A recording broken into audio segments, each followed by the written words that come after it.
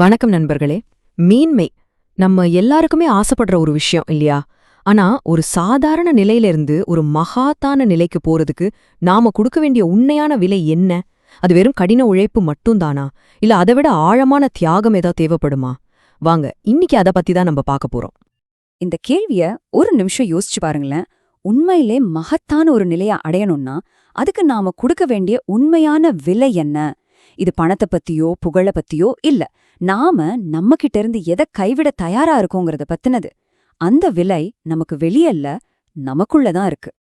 இந்த கேள்விக்கு ஒரு அருமையான பதில் டெய்லி டிவைன் டைஜஸ்ட்ங்கிற ஒரு புத்தகத்துல எனக்கு கிடைச்சது. பாருங்க, இந்த ஒரு சின்ன பக்கத்துல மேன்மைக்கான முழு பயணத்தையும் சில வரிகள்ல எவ்வளோ அழகா சுருக்கி சொல்லியிருக்காங்கன்னு. அது என்ன சொல்லுதுன்னு பார்க்கலாம் வாங்க.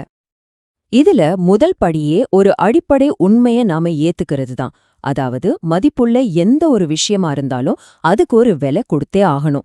ஒரு இலட்சியத்தை அடையணும்னா அதுக்கேத்த விலைய கொடுத்தே தீரணும். குறிப்பா மேன்மைங்கிற அந்த பெரிய இலட்சியத்துக்கு நாம கொடுக்க வேண்டிய விலை ரொம்பவே வித்தியாசமானது. அந்த புத்தகம் என்ன சொல்லுதுன்னா, ஒரு மனிதன் மகத்தானவனாக ஆக விரும்பினால் அவன் அதற்கு தேவையான சுய தயாரிப்புக்கு தன்னை உட்படுத்திக் கொள்ள வேண்டும். இதுல அந்த சுய தயாரிப்புங்கிற வார்த்தை தான் ரொம்ப முக்கியம். இங்க நாம பேசுற விலை பணமோ பொருளோ இல்ல, அது நம்மள நாமளே மாத்திக்கிறதுக்கான ஒரு ஆழமான உள்மன பயணம்.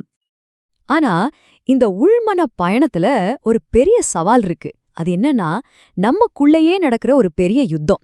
ஒரு பக்கம் நம்மள கீழே இழுக்கிற சுயநலம், இன்னொரு பக்கம் நம்மள மேல உயர்த்துற பெருந்தன்மை.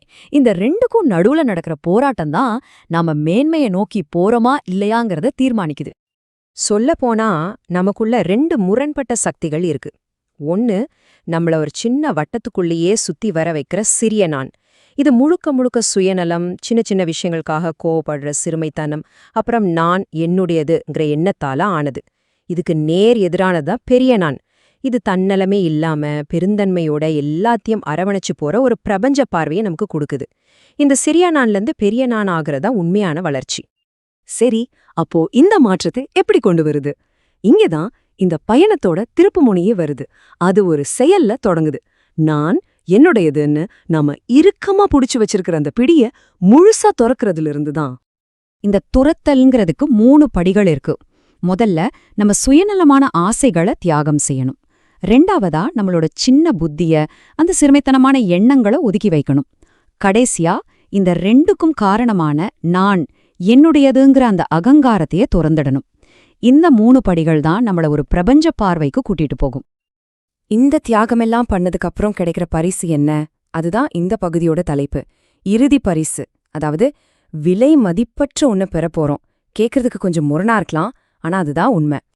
அந்த புத்தகம் ஒரு ஆச்சரியமான உண்மைய சொல்லுது. கொடுக்கப்பட்ட விலை அற்பமானது. ஆமா, நம்ம எதை இழக்கிறோம்னு நினைக்கிறோம்? அந்த சுயநலம், அந்த அகங்காரம், அந்த சிறுமைத்தனம், உண்மையில இதெல்லாம் நம்மள கட்டி போட்டிருக்கிற சங்கிலிங்க தான். அதை அவிழ்த்து விடுறது ஒரு பெரிய தியாகம் இல்ல, அது ஒரு பெரிய சுமையை இறக்கி வைக்கிற மாதிரி. அந்த அற்பமான சுமையை நாம இறக்கி வைக்கும்போது நமக்கு என்ன கிடைக்குது தெரியுமா? விலை மதிப்பற்றது. இதுதான் அந்த ஆழமான முரண்பாடு. ரொம்ப சின்ன ஒரு விஷயத்தை விட்டு கொடுக்கறது மூலமா எல்லையே இல்லாத ஒன்ன பெறுகிறோம்.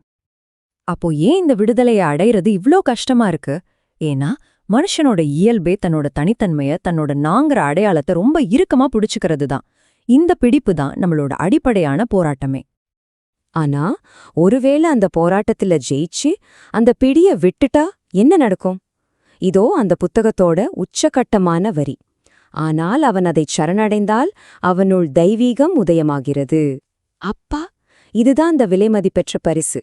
நம்மளோட தனிப்பட்ட நான்ங்கிறது விடும்போது நமக்குள் தெய்வீகம் வெளிப்படுது. ஆக இறுதியா ஒரு சுருக்கத்துக்கு பதிலா உங்களுக்கான ஒரு கேள்வியோட நான் முடிக்கிறேன். இந்த மேன்மைக்கான பயணத்துல உங்களுடைய நான் மற்றும் என்னுடையதுங்கிறதுல இருந்து, அது ரொம்ப சின்ன விஷயமா கூட இருக்கலாம், எந்த பகுதிய விட்டு கொடுக்க இன்னைக்கு நீங்க தயாரா இருக்கீங்க? கொஞ்சம் யோசிச்சு பாருங்க.